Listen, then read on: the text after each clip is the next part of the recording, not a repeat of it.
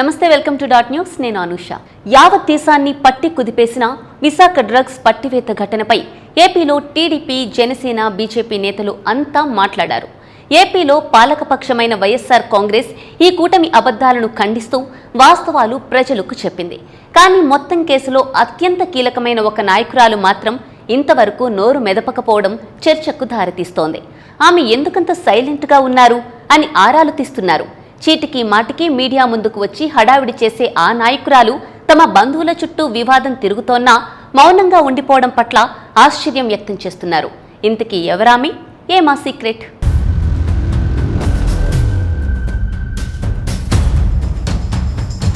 విశాఖలో భారీ మొత్తంలో నిషేధిత డ్రగ్స్ ను సిబిఐ అధికారులు పట్టివేసిన సంగతి తెలిసిందే.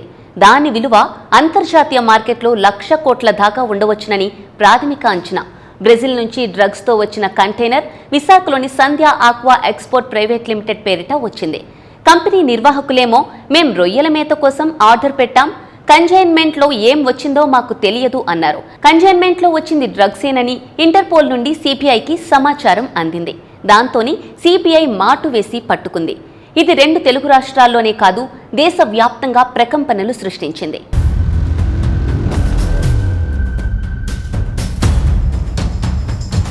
డ్రగ్స్ ఏ కంపెనీ పేరుతో వచ్చిందో ఆ కంపెనీ నిర్వాహకులంతా కూడా AP BJP chief Daggubati Purandeswari దగ్గర బంధువులే కావడం విశేషం. వారిలో ఆమె తనయుడు దగ్గుబాటి హితేష్ చెంచురాం, పురంధేశ్వరి వియ్యంకుడు ప్రసాదరావు, పురంధేశ్వరి అల్లుడితో పాటు మరికొందరు దగ్గర బంధువులు ఉన్నారు.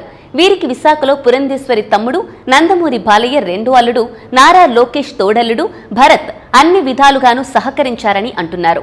టీడీపీకి చెందిన పలువురు నేతలు, మాజీ మంత్రులు, మాజీ ఎంపీల కుటుంబాలతో వీరికి సన్నిహిత సంబంధాలు ఉన్నాయని వార్తలు షికార్లు కొడుతున్నాయి.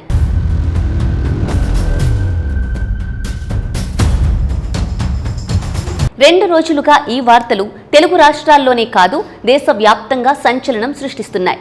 ఈ ముఠాకు ఢిల్లీ లిక్కర్ కేసులతోనూ సంబంధం ఉందని అంటున్నారు. ఢిల్లీ ముఖ్యమంత్రి అరవింద్ కేజ్రీవాల్ ను ఈడీ కస్టడీలోకి తీసుకున్న కేసులోనూ పురంధేశ్వరి బంధువులకు సంబంధాలు ఉన్నాయన్న ఆరోపణలు వస్తున్నాయి. అయితే అందులో నిజానిజాలేమిటన్నది దర్యాప్తు సంస్థలే చెప్పాలి. ఈ కేసు వెలుగులోకి రాగానే చంద్రబాబు అండ్ కో దీన్ని వైఎస్ఆర్ కాంగ్రెస్ పైకి నెట్టేసే కుట్ర చేసింది.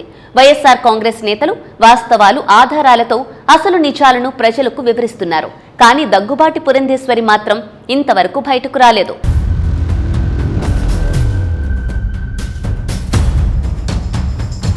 తమ బంధువులకు దీనిలో సంబంధం లేదని ఆమె ఖండించట్లేదు. పోనీ సంబంధం ఉందని ఒప్పుకోనూ లేదు. డ్రగ్స్ పట్టివేత సమయంలోనే ఆమె హుటాహుటిన ఢిల్లీ వెళ్లడం గమనార్హం. ఈ కేసు గురించి తెలిసిన తర్వాతనే దాన్ని మేనేజ్ చేసుకోవడానికి ఆమె ఢిల్లీ వెళ్లారా అన్న ప్రశ్నలు వస్తున్నాయి. కీలకమైన ఎన్నికల వేళ ఓ రాష్ట్రానికి బీజేపీ చీఫ్ గా ఉన్న పురంధేశ్వరి ఇటు పార్టీ తరపున ప్రచారం మొదలు పెట్టలేదు, అటు డ్రగ్స్ కేసులో తమ కుటుంబం పాత్రపై వివరణ ఇవ్వలేదు.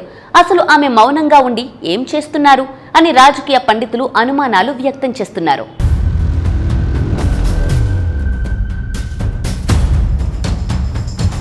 డ్రగ్స్ పట్టివేత తర్వాతనే ఆమె ఢిల్లీ వెళ్లారు.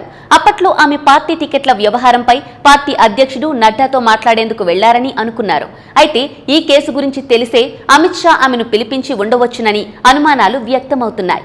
ఆమె బంధువులు దొరికితే పార్టీ పరువు దెబ్బతింటుంది. అందుకే బీజేపీ హైకమాండ్ ఆమెను పిలిచి మందలించినట్లు ఏపీ బీజేపీలో ప్రచారం జరుగుతోంది. పురంధేశ్వరి తనంతట తానుగా బయటకు వచ్చి మాట్లాడితే కానీ అసలు వాస్తవం ఏంటో తెలియదంటున్నారు విశ్లేషకులు. Please subscribe dot news.